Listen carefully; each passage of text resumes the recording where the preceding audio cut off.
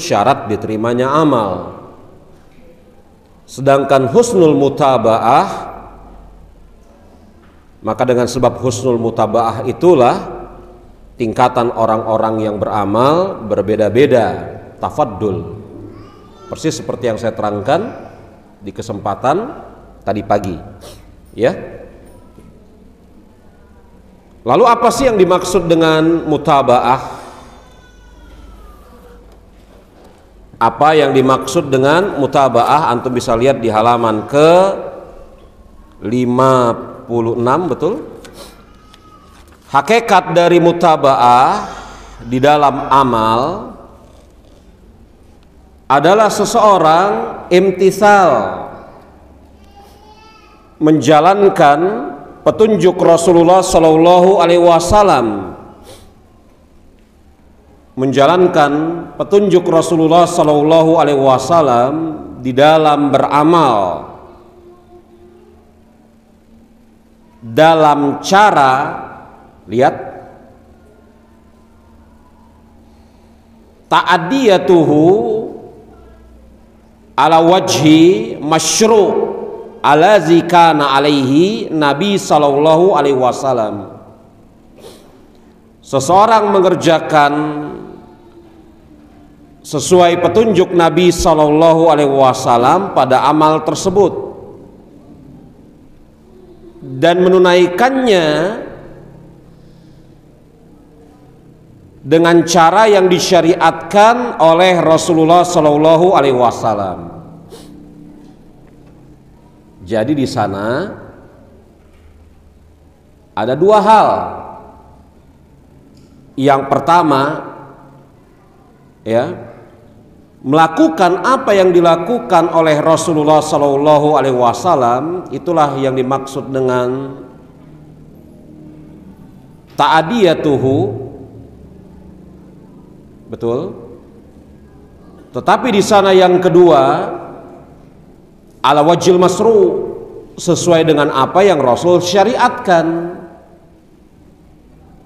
Kenapa? Karena ada sesuatu yang dilakukan oleh Rasulullah Shallallahu Alaihi Wasallam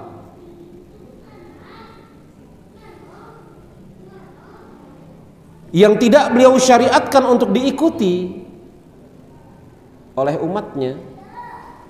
Ya enggak? Rasul melakukannya, tapi tidak disyariatkan oleh Rasul untuk umatnya mengikutinya. Jadi di sana ada dua, ya, hakikat mutaba'ah itu ada dua, yakni mengerjakan suatu amal sebagaimana amal perbuatan Rasulullah Shallallahu Alaihi Wasallam. Itulah makna ta'adiyah di dalam buku kita. Akan tetapi perbuatan Rasulullah yang masuk dalam cakupan mutaba'ah itu ala wajhi masru', yang memang disyariatkan.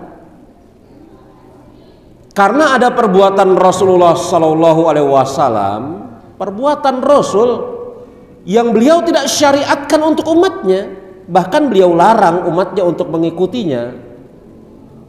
Contohnya puasa wisal, betul? Puasa wisal. Jadi kalau seseorang mengerjakan puasa wisal, maka apakah dia telah ta'adiyah? Kan ada dua, satu ta'adiyah, yang kedua apa? Ala wajhil masyru'. Ada dua, ya, yang satu ta'adiyah, yang kedua ala wajhil masyru'. Ketika seseorang mengerjakan puasa wisal, apakah dia telah ta'adiyah kepada Rasul? Jawabannya iya. Tapi apakah wajil masyru'? Jawabannya tidak. Kalau tidak terpenuhi ta'adiyah dan ala wajil masyru', maka bukan mutaba'ah. Mutaba'ah itu bukan hanya semata-mata mengikuti gerak-gerik perbuatan, tingkah laku, amalnya Rasul, tetapi ala wajil masyru'.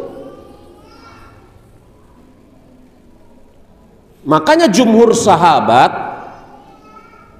dan ini pendapat yang benar, memandang bahwasanya tempat duduknya Rasul ketika safar bernaung di pohon mana, betul?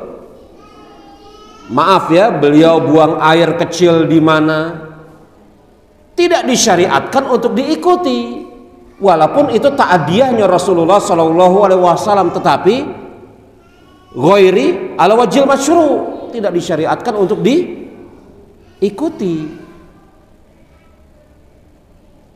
Maka hakikat dari mutaba'ah terkumpul dua hal. Apa hal pertama? Ta'adiyah Rasulullah SAW, dan yang kedua ala wajil masyru'. Ala wajil masyru' ini bisa jadi wajib, bisa jadi sunat kalau ditinjau secara hukum. Pokoknya masyru' saja, bisa jadi wajib, bisa jadi sunat. Yang disyariatkan oleh Rasul kan bisa jadi wajib, bisa jadi sunat, betul? Ya, itu hakikat mutaba'ah. Jadi kalau kemudian yang namanya mutaba'ah, kan kita sering mendengar mutaba'ah adalah mengikuti contoh perbuatan Rasulullah SAW. Titik. Sering kita dengar definisi mutaba'ah begitu. Itu baru ta'diyah. Kita sering mendengar kayak gini ya.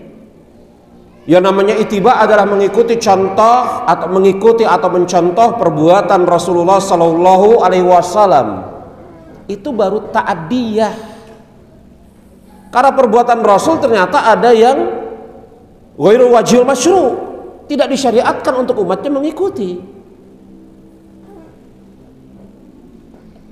Maka yang namanya mutaba'ah yang hakiki itu ta'diyatuhu ala wajil masyru'. Nah itu, ini gampang hafalnya. Mutaba'ah hakiki itu apa? Ta'diyatuhu ala wajil masyru', mengikuti perbuatan Rasulullah SAW yang memang beliau syariatkan, baik hukumnya wajib atau hukumnya sunnat.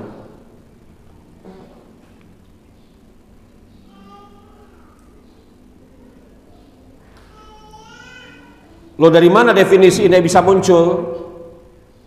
Apakah dari Syekh Ibrahim? Enggak, dari Ibnu Taimiyah, Syekhul Islam. Lihat di bawahnya.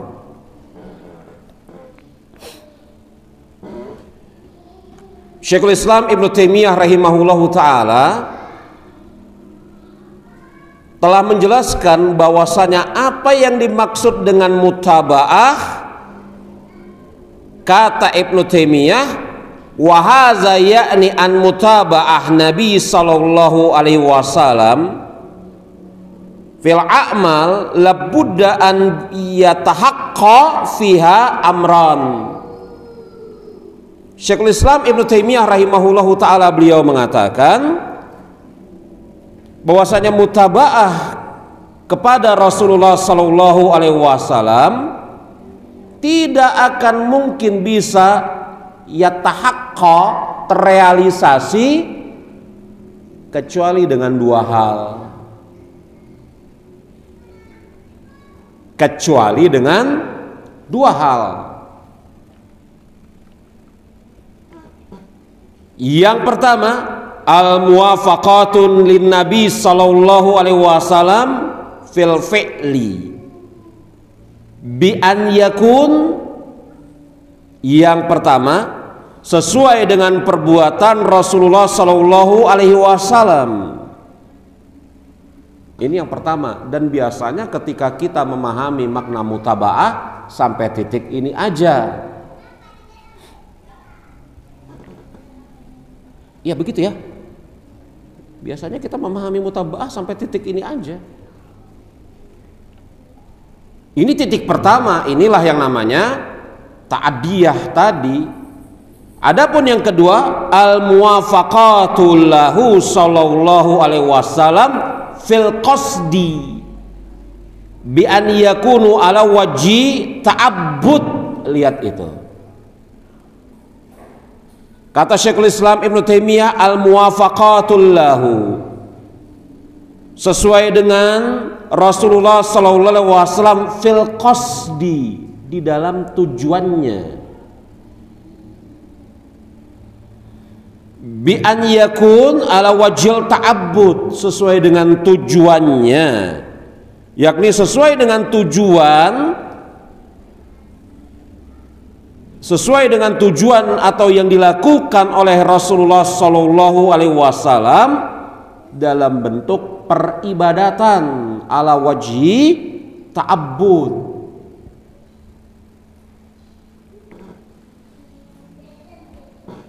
Jadi ketika seseorang mengikuti perbuatan Rasul, ya,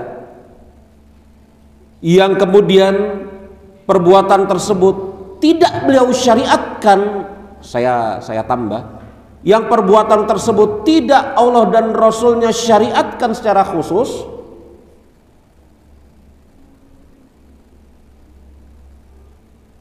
betul gak ucapan saya? Saya ulangi sekali lagi deh, ya. Ketika seseorang kemudian mengerjakan suatu perbuatan, yang perbuatan itu pernah dikerjakan oleh Rasulullah SAW, tetapi tidak Allah dan syariatnya, Allah dan Rasulnya syariatkan secara khusus, begitu, maka dia belum sampai kepada derajat mutabaah yang hakiki. Bahkan bisa jadi dia melakukan pelanggaran. Ya. Makanya disebutkan oleh Syekhul Islam Ibnu Taimiyah, ini perhatikan ini. Wa yakhruju min hadza ma fi'lihi Nabi sallallahu alaihi wasallam ala ghairi wajhil ta'abbud. Maka yang namanya mutaba'ah tidak termaksud atau keluar darinya perbuatan Rasulullah sallallahu alaihi wasallam yang bukan merupakan ibadah. Rasul itu manusia. Rasul itu manusia seperti kita. Makanya Allah Subhanahu wa taala katakan dia adalah hamba. Subhanallazi ala abdihi, subhanallazi asra ala abdihi minal masjidil haram ila masjidil aqsa. Hamba, Rasul itu hamba, manusia. Iya kan? Sebagaimana beliau adalah Rasul. Ketika beliau adalah sebagai seorang hamba, beliau memiliki sifat-sifat seperti manusia pada umumnya. Ini bukan hendak merendahkan Rasul, ya. Makanya konsekuensi dari sifat kehambaan beliau, beliau tidak boleh untuk diibadahi. Iya kan? Makanya di antara bentuk rahmat dari Allah Subhanahu wa taala, beliau adalah hamba. Kita yang juga hamba bisa untuk mengikutinya. Coba kalau Rasul bukan hamba, gimana cara kita mengikuti sesuatu yang bukan hamba? Hah? Dan sekali lagi saya harus terangkan, ini bukan dalam rangka hendak menjelekkan Rasulullah SAW, merendahkan Rasul. Ini harus saya katakan seperti ini, karena ada sebagian orang yang memang ya, mencari-cari kesalahan gitu ya. Enggak. Ahlu sunnah itu mengagungkan Rasulullah SAW dengan pengagungan yang sebenar-benarnya. Dan Allah menjadi saksi bagaimana majelis ahlu sunnah setiap saatnya berusaha mengagungkan Allah dan Rasulnya. Iya kan? Apa sih yang kita pelajari hari-hari? Kalam Allah, kalam Rasulnya. Berusaha secara bersungguh-sungguh untuk ittiba kepada Rasulnya secara hakiki. Tapi kan mungkin ada saja orang-orang yang kemudian memang mencari-cari kesalahan untuk menyerang dakwah Ahlussunnah wal Jamaah. Ini orang ini mencela Rasul. Enggak, nauzubillah min zalik, enggak. Ala ra'si wal ain.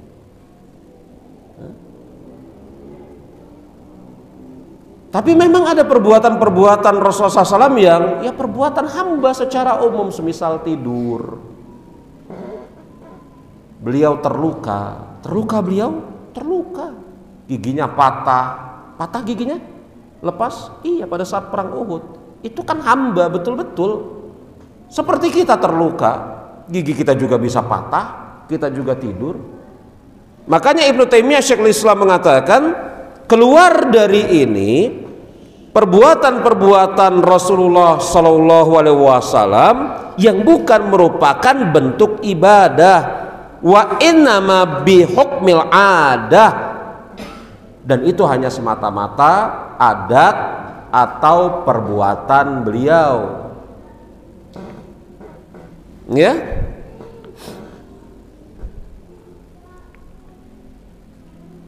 Wa kadzalika akas, antum jumpai ucapan Ibnu Taimiyah masih, dan juga sebaliknya, wa huwa an yaf'al nabi sallallahu alaihi wasallam fi'li bi niyyati ta'abbud fayasdur misla hadza fi'li min syakhsi walakin bi ghairi niyyati ta'abbud.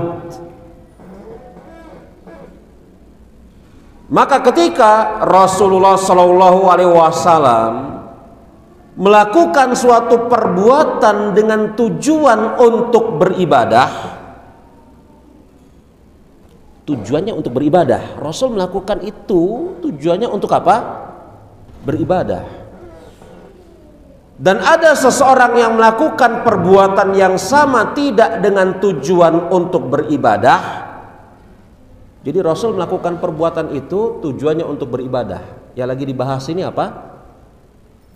Dua, ta'adiyah ala wajil masyru'. Betul? Rasul melakukan perbuatan ini untuk ibadah, berarti wajilnya apa? Masyru'. Tapi ada seseorang yang mengerjakan perbuatan yang sama, ta'adiyahnya sama, tetapi tidak dia niatkan untuk ibadah, padahal Rasul meniatkan itu untuk ibadah. Maka ini bukan mutaba'ah yang hakiki. Antum melihat itu? Sebagian orang-orang kafir memelihara jenggot. Maka kalau kemudian definisi ittiba adalah mengikuti perbuatan Rasulullah SAW titik, begitu, maka bisa dikatakan bahwasanya itu orang-orang kafir yang memelihara jenggot itu anak-anak pang yang kemudian celananya di atas mata kaki, itu ittiba kepada Rasul. Anak-anak pang celananya di atas mata kaki. Hah? Orang-orang kafir pemain band jenggotnya lebat-lebat. Betul?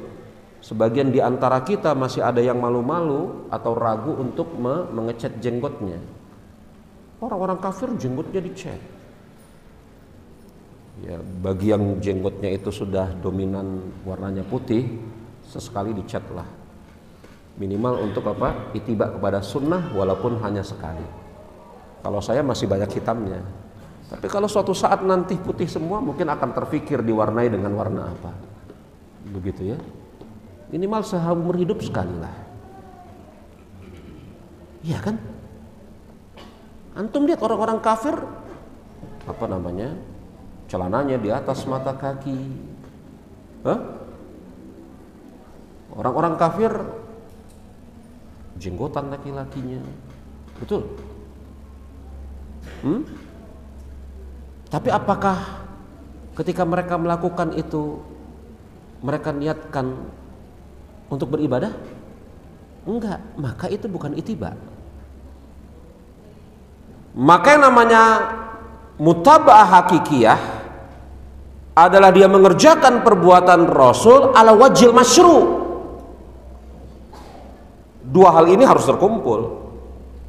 Ketika Rasul melakukan perbuatan yang tidak beliau niatkan untuk ibadah, tidak beliau syariatkan untuk ibadah, maka ketika seseorang mengikutinya,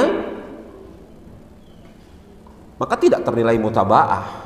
Andai kata dia tidak mengikutinya pun tidak mengapa. Andai kata Rasul melakukan suatu perbuatan yang beliau niatkan untuk ibadah, dan ada orang yang melakukan perbuatan yang sama ta'adiyahnya, tetapi tidak dia niatkan untuk ibadah, padahal Rasul meniatkan untuk ibadah, maka juga bukan ittiba. Maka ittiba harus terpenuhi berapa hal? Dua, ta'adiyah fi'li Rasulillah ala wajil masyru'. Bukan hanya sekedar mencontoh perbuatan Rasulullah SAW titik, tetapi ala wajil masyru'. Qasadnya harus seperti qasadnya Rasul. Qasad itu tujuan. Ini kemendetailan ilmu, iya kan? Sebagian mungkin, masya Allah ya, itu orang-orang kafir mengikuti sunnah. Enggak, bos, antum salah. Sebagian ada orang yang orang-orang kafir tuh mengikuti sunnah, kenapa jenggotnya panjang-panjang? Enggak bos, antum salah dalam mengucapkan kalimat itu. Tidak boleh. Mengikuti sunnah itu ta'addiyah ala wajhil masyru'. Harus terkumpul itu. Mereka tidak mengikuti sunnah. Dan kalau antum tanya kepada mereka, ente kenapa jenggotnya panjang? Apakah karena mengikuti Nabi kami Muhammad SAW? Apa kira-kira jawaban mereka? Enggak. Qasad mereka bukan karena hendak mengikuti Nabi kita. Apa contoh selain ini, ikhwan? Ayo, antum harus kasih contoh dong. Anda tadi sebutkan tidak isbal dan jenggot. Contoh yang lain. Ada orang kafir pakai peci? Ada juga ya, ada ya. Boleh. Ada orang kafir pakai sorban? Mungkin saja ada. Ada yang lain. Hah? Khitan.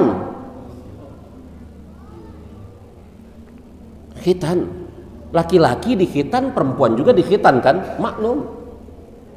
Khitan itu ala wajil masyru' inda syariatina. Di sisi syariat kita itu disyariatkan. Terlepas apakah hukumnya wajib atau sunat, itu bukan pembahasan kita pada saat ini ya. Tetapi ala kulli hal syariat kita mensyariatkan khitan bagi laki-laki dan perempuan. Orang-orang kafir khitan. Kalau ditanya, kenapa kalian khitan? Apakah karena mengikuti syariat kami? Enggak, karena untuk kebersihan, karena untuk mencapai kepuasan berhubungan badan, karena untuk ini, karena untuk itu, kata mereka. Qasad mereka tidak seperti qasad yang disyariatkan oleh Rasul. Jadi coba ya, kita punya waktu nanti dari zuhur sampai asar, coba antum pikir yang modelnya kayak gini. Orang-orang kafir melakukannya, tetapi qasadnya tidak seperti ala wajhil masyru'. Nah, makanya kalau kemudian ditanya apa itu yang namanya itiba? Itiba adalah mengikuti perbuatan Rasulullah SAW atas apa yang beliau syariatkan. Nah, itu jawaban yang lengkap. Bukan hanya mengikuti perbuatan atau mencontoh Rasul, titik.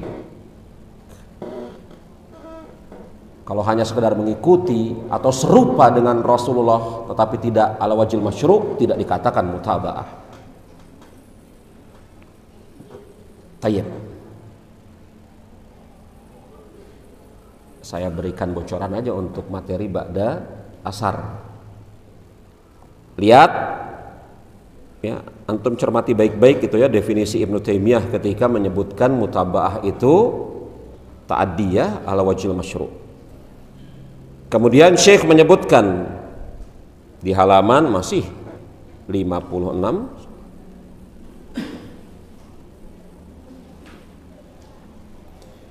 dan mutaba'ah terbagi menjadi dua, mutaba'ah khas wa mutaba'ah ammah. Mutaba'ah terbagi menjadi dua. Yang pertama mutaba'ah yang khusus, dan yang kedua mutaba'ah yang umum. Mutaba'ah terbagi menjadi berapa? Dua. Mutaba'ah yang khusus dan mutaba'ah yang umum.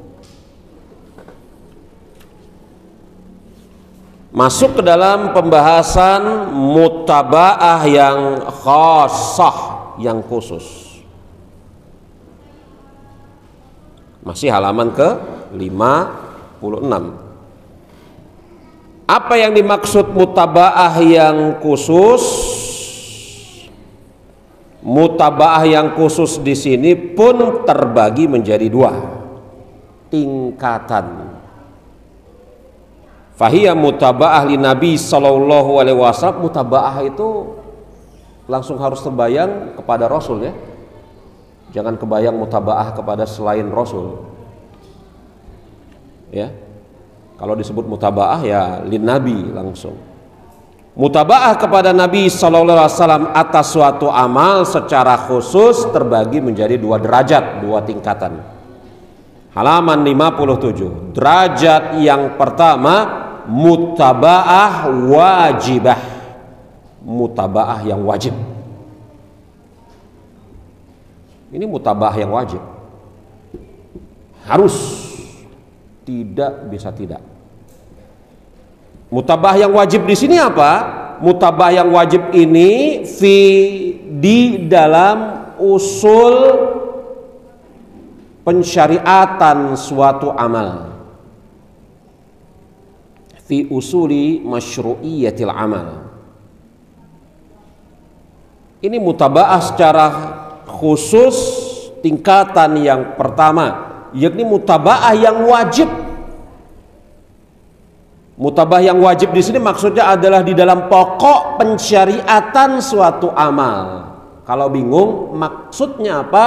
Tahqiq syurut wal arkan wal wajibat alati la yassah ila biha, yakni dengan merealisasikan syarat-syarat, rukun-rukun dan kewajiban-kewajiban amal tersebut. Ini mutaba'ah khos derajat yang pertama.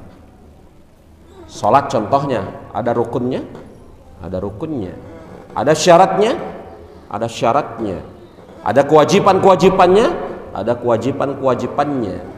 Maka seseorang yang sholat dengan memenuhi syarat rukun dan kewajiban sholat, dia telah mutaba'ah khas kepada Rasul pada derajat yang pertama. Maklum ini? Makanya disebutkan di sana, ya, apabila kemudian syarat, rukun dan kewajibannya tidak terrealisasi, maka amalnya nggak benar, nggak sahih.